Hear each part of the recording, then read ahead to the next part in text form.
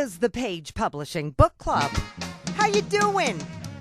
I'm your host, Alice Stockton Rossini. You knew that. Rob Barretts is my engineer, and we have one excellent show for you tonight. We are going to kick off with a very, very well-known New Yorker, Guy Molinari. One of New York's most colorful politicians, shall we say. Born and raised in Staten Island, he was a GOP state assemblyman from 1975 through 1980 when he was elected to the House of Representatives. He resigned in 1989 to become Staten Island Borough President, where he served through 2001. Now, 88 years old. Molinari's health has kept him at home in recent years, but boy, he manages to stay involved in politics, local, state, even federal and international. He has led a life so extraordinary.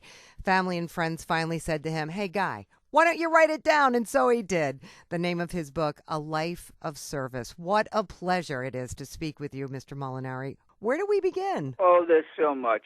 There's so very much. One of the ones that is like a fiction novel was following a trip to Israel. Just before I left on that trip, the New York Post called me and said, there's a child in Poland who will die if the Polish doctors operate on him. He's got hydrocephalus. Somebody should go over and try to save that baby. He's 18 months old, and would you be interested? I said, of course I would be interested. So I spoke to the ambassador over there in Poland, and he said, this is a communist country right now, and things are on fire, and they will not allow a child out with the parents. So every day that I was in Israel, every night, I'd check in with the State Department, and is the child being released? No, he's not. No, he's not. So I start yelling at the State Department. Well, what the hell are you people doing about it?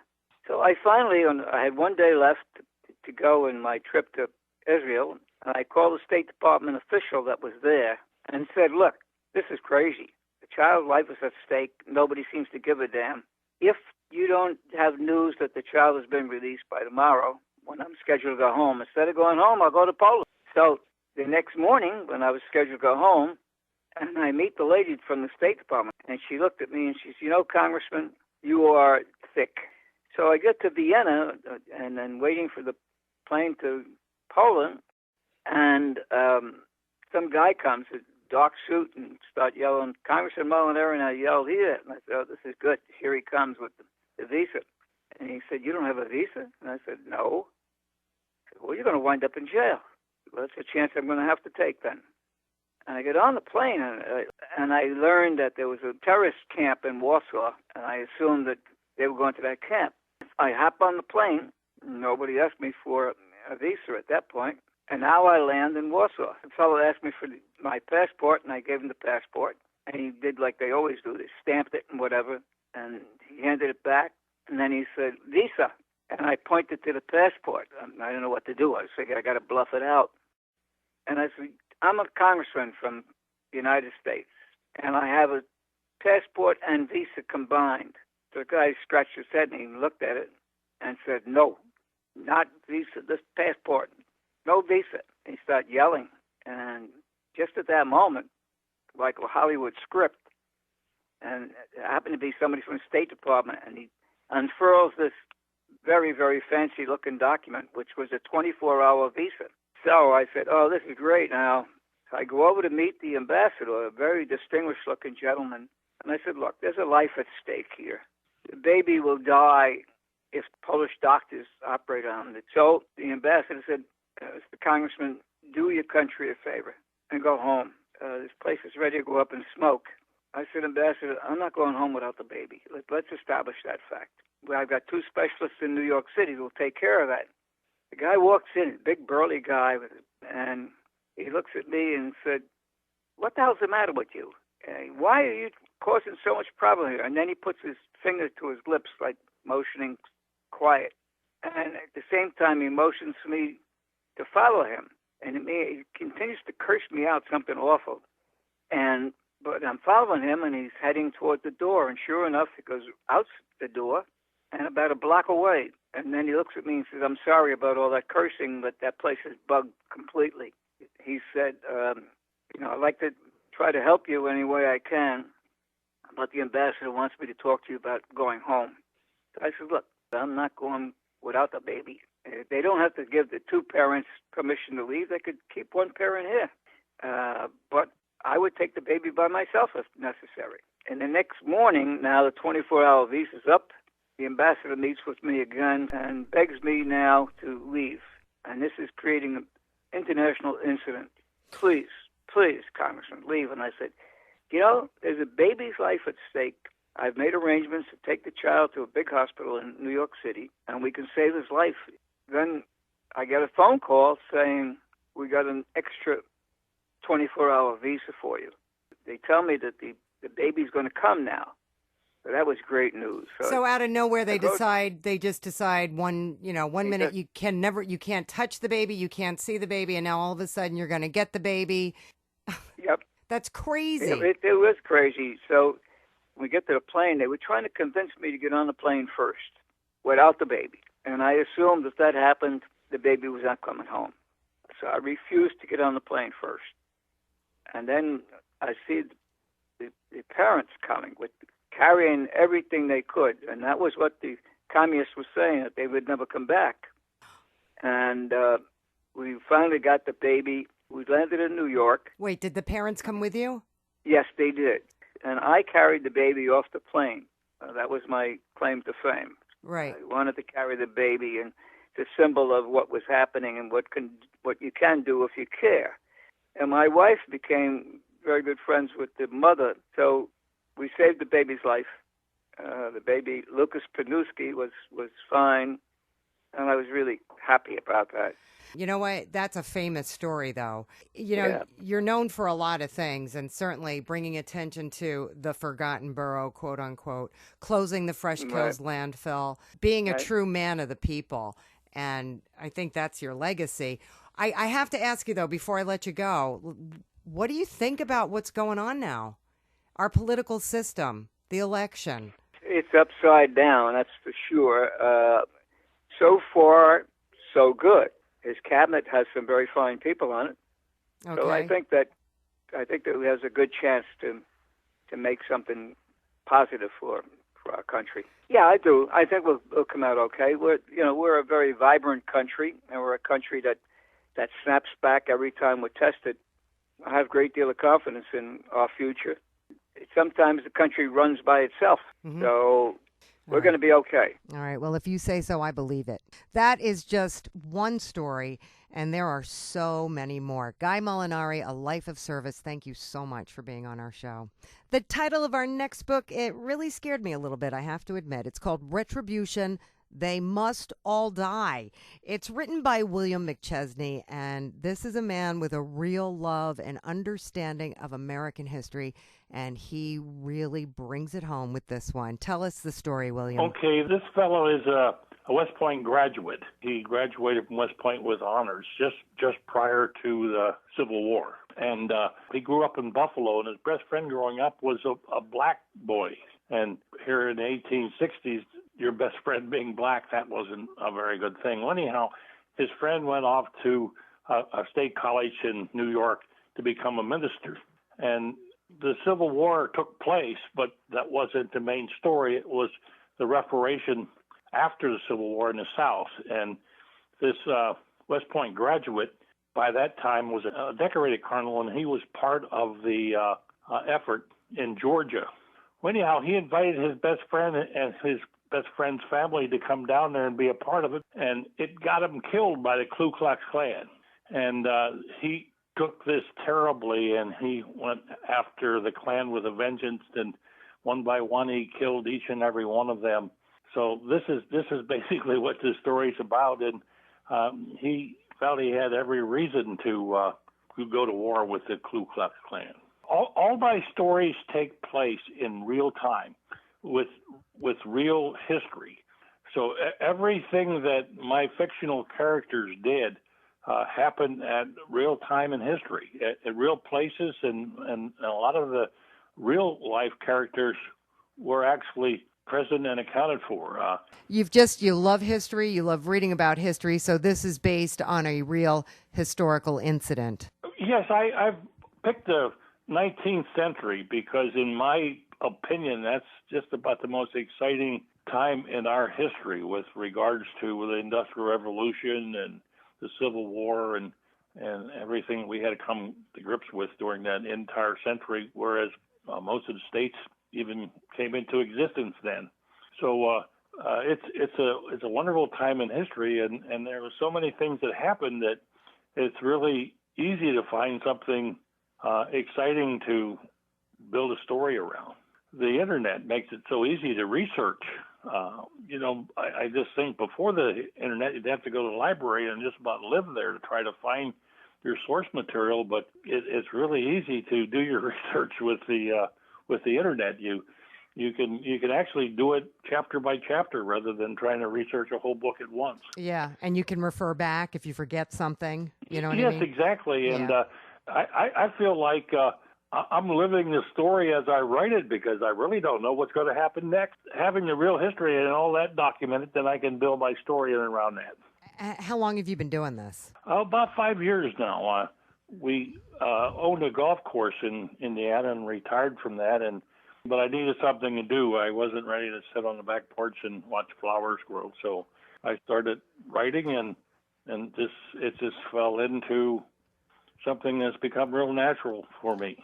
A million years ago, when I went to college, I was studying to be an art teacher, and I had this English composition class, and the professor called me in one day, and she says, I know you're studying to be an art teacher, but you should consider writing. She said, these essays are as good as anything I've ever read. And I just dismissed that because, man, I wanted to be an art teacher. I didn't want to be a writer, So, Right. so I guess somehow or another I had it in me from a very young age. I just never did anything with it. Well, you are now, William, and with 6 books on the way, I look forward to talking to you again. What do you know about Florida burrowing owls? Well, you're going to know plenty now that we have Betty Gilbert on the line. That's correct for memoirs, right. I photographed over, 15,000 pictures from 1990 till my husband died in 1992. I'd been nursing him for many, many years. He was disabled, and that's what got me into studying and watching them. And then I decided after I had accumulated all these pictures and moved after my husband died to Ocala, that many people were calling me, and from the universities and people in general wanting information that I was giving out free. And I decided, what am I giving this out free for? I'll write a book. So that's why that came about. But why Florida burrowing owls? What are they? Well, they're a little 7-inch owl that lives in the ground. They're the only bird in the world that lives and breeds in the ground. And they're only 7 inches tall, very little, the cutest little things, fuzzy things you have ever seen in your life. Very amusing, very adaptable to people. If you see my book, you'll see the pictures of how they live. From the time they're born and come out of the nesting chamber, how they build the nest till they fledge. And if you've ever seen one, you certainly don't want them to leave your place. How did you get interested in them? Well, when I moved to Cape Coral, I saw all these little birds going in and out of the ground, and I thought, that can't be. What is it? So I thoroughly watched them and thought, oh my goodness, that's an owl. This can't be. But I got a hold of the Fish and Wildlife Society, and they told me they were called burrowing owls, 7 inches tall, and they live and breed in the ground. And my husband was very ill, full-time care, so I would get up in the morning at 4 o'clock, 4:30. Rained every day in those days, a nice shower. And I would go out in the rain, put mud on my face, lay in the swamps, whatever, and get ready for when they would come out of the nest and photograph them as the sun shone on them. And that got me interested. And then it really involved me as much as I almost felt like they were my own children, that I was protecting them. And I think they accepted me as a protector. They weren't afraid of me at all. I could sit right down. They'd come right up to me so close I couldn't even take a picture of them. Wow. They would follow my car in the morning on the way to a burrow. One would fly down and fly along the side of my window till I got to his burrow and then jump off, and I would get out and sit down, and they'd go about their business. It was very exciting. That was my way of handling a bad situation that was very difficult and taking care of someone that was paralyzed. Okay. And they became my life and gave me life and forgetting my problems for a while, a few hours, in regenerating me to handle the rest of the day with him. So they really saved my life, I would say, as much as maybe I saved their lives. They are vanishing quickly. They are a rare bird, and if they totally vanish, my book is going to be the only thing out there that people will know they lived and how they lived. All right, Betty, we have got to take a quick break, but there's so much more coming up. Stay with us. Attention all authors. Page Publishing is looking for authors. Have you written a book and want to get it published? Page Publishing will get your book into bookstores and for sale online at Amazon, Apple iTunes, and other outlets. They handle all aspects of the publishing process for you. Printing, cover art, publicity, copyright, and editing. Call 800-204-6099 now for your free author submission kit. That's 800-204-6099 for your free author submission kit. Welcome back to the Page Publishing Book Club. I'm your host, Alice Stockton Rossini. If you've ever dealt with a loved one suffering with Alzheimer's, you will appreciate Patricia Michaud's story about love, hope, and surviving one of the cruelest diseases on earth. Patricia, your husband was diagnosed with early onset Alzheimer's at just 56 years old, right? Yes, it was called mild cognitive impairment, and he was diagnosed in 2003. How did you know something was up? Joe's always been a very, very bright man. He was a programmer, senior analyst, and he would repeat himself, or he would say, well, you never told me this. We were together for 43 years. So, I mean, you know, after so many years, you know when somebody's not acting like the way they should. I mean, I never even knew what the word was. Well, you never think it's going to happen to you. Yeah. Normally, the people usually live about 5 years because they're in their 80s and 90s. Joe lived longer than they all expected. He was a healthy person, a big man. His heart was great. His lungs were great. It was his brain that was killing him. My husband didn't talk to me for 5 years. He lost the capacity to talk. I mean, he had to go into a care facility in November of 2011 because he was getting where he was angry all the time, and my blood pressure was up. So I had to make the decision to put him in a care facility, which I really, truly didn't want to do, but I had to.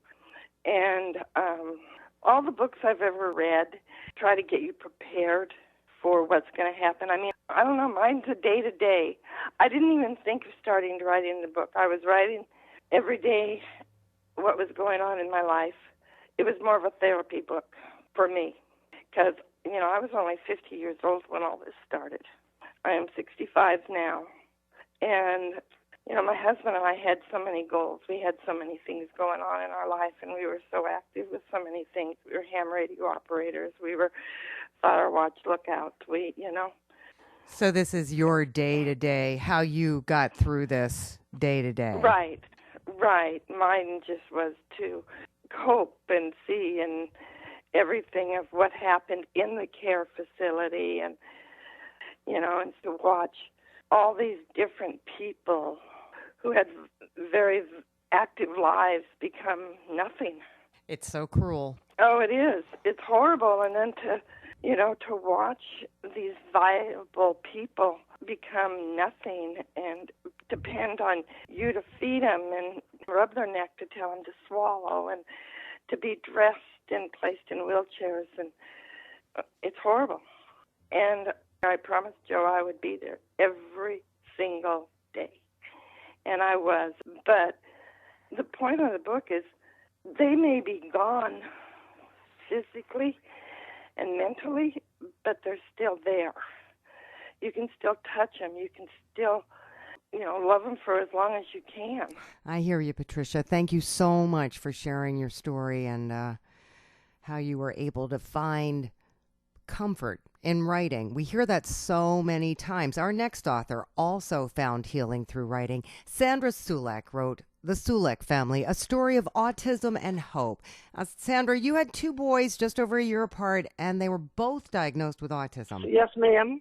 since the oldest son, Danny, was born first, he's got really severe autism. And they're thinking since they were born 13 months apart, that some of the psychologists revealed that David picked up a lot of his autistic tendencies. How old are your boys now? 48 and 49. Danny is in a real wonderful group home, and he's doing very well. I kept a diary. So I actually wrote the book 10 years ago. And then I decided, well, I would like to see if I could have it published to help other parents with children like Danny with autism, is to never give up, have hope. They have a whole lot more resources today than in my day. They really didn't know much about autism in the 60s and 70s. And there's a good future for them today. I have 10 brothers and sisters. We've never seen anyone with autism or even mental illness. So when this happened to us, we actually really did not know how to handle it. We really didn't. And we took Danny to many, many doctors, and most of them would say he's unusual. No, he's not really retarded. And at 5 years old, they wanted to put him in an institution in Austin, Texas. We just didn't want to do that. So we just took one day at a time, and I would try to learn as much as I could. Even the schools, they did not know what to do with Danny. And so one day I turned on the TV, and it just came over the TV air, could your child be autistic? And I called them to send me some information, and then that's it. He has autism. And so we had to get an attorney to keep it in school because the whole facility was frustrated with Danny. They just did not know what to do with him. Then we hired a private tutor. We were told that Danny was never going to be able to write his name when he was like 5, 6 years old. He will never speak. He will never be able to know the ABCs. So we just kept working with the tutor that we hired, and he learned his ABCs. He learned how to count to 100. He learned how to write his name. And so when I was showing the teachers, I said, look, if we work with him, he can write his ABCs. He can write his name. But our attorney was going to sue the school if they did not get Danny a teacher trained in autism. So finally the school, allowed him to come and teach the teacher's aides and the teacher. And then this is how we got Danny in school due to Clay Hill, an expert in autism. So, your book really illustrates how far we've come in identifying and helping kids with autism and getting schools up to speed on how to deal with it. Great job, Sandra. So, if someone wrote a book entitled 55 Years on Campus, what would you think it was about? 55 years in college? Nah, not quite. Tell us more, Deetra Enman. I consider life is campus, and the tuition is huge. A memoir of my many military careers that advanced from poor beginnings to being a six-figure successful flight attendant for the rich and famous. I was getting ready to graduate. One of my friends' father was in the Air Force, and he told me this joke. And the bottom line, why women join the military is to find a man. So I came home and told my dad this joke. He goes, well, maybe you should look into the Air Force. You get a career and stuff. So it started out as a joke, and next thing you know, I was at the recruiters. I was about 17 years old. I was a heavy equipment mechanic, a heavy equipment operator at an airground gunnery range where I build targets in civil engineering. I was a flight attendant in the Air Force. I did administration in the Air Force, non-commissioned officer academy, even did some real school stuff and University of Maryland and business degree. That's amazing. Well, you know what? I don't think my life is that amazing. You just live your life because everybody's got a story and a journey. I just put all my stuff on paper. And people are like, oh, we have flight attendants in the Air Force? I'm like, yeah. When you watch a blue and white plane land and the president gets off it, who do you think's on there? Air Force people. So I flew ambassadors, presidents, world leaders, and politicians. That was just for 8 of my 20 years. So when I got ready to retire, I looked into like what I really want to do. So I became a private flight attendant. Okay. I'm still working it. I got married at 19, about a year after I joined the Air Force, and I'm still married to that same donkey. Nice. So you did find a guy in the Air Force. There you go. I did. So that joke turned out to be true.